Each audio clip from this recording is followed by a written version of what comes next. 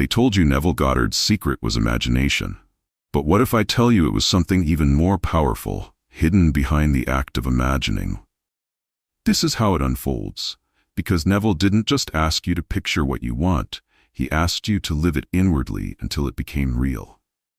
This is where the illusion fades, for most people visualize, yet remain the same within, never shifting their state of being.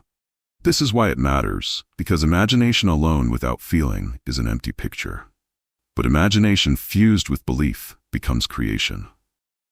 This is how the unseen responds, echoing the vibration of your inner assumption back through people, events, and chance encounters. This is where reality begins to bend, because when you assume your wish fulfilled, the universe has no choice but to conform. This is how the law of assumption works silently, reshaping outer facts to match your inner conviction. This is where Neville's real mastery shows itself. Not in trying, but in knowing. This is how faith becomes tangible, when you persist in your inner world regardless of evidence. This is where the bridge of incidence appears, connecting the invisible to the visible without force.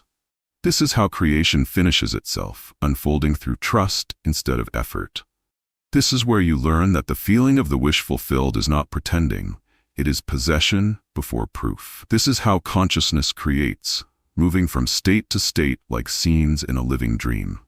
This is where imagination turns sacred, revealing that you are not hoping for change, you are the change. This is how Neville's secret transcends technique, because it's not something you do, but something you become.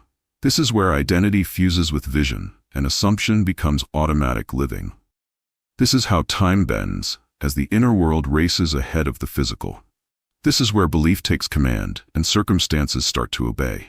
This is how the invisible hand of consciousness works quietly, perfectly, and always in your favor. This is the moment Neville's secret reveals itself.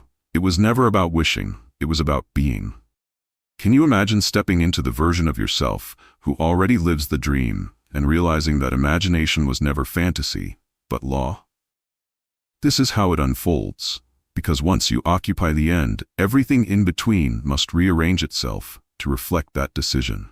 This is where resistance loses its grip, as the feeling of already having dissolves all waiting. This is why Neville said, creation is finished, because your only task is to enter the state of the fulfilled wish. This is how your subconscious obeys, acting upon the emotional conviction you feed it day by day. This is where detachment becomes power, because when you no longer beg for the outcome, you prove to the universe you already possess it. This is how manifestation becomes effortless,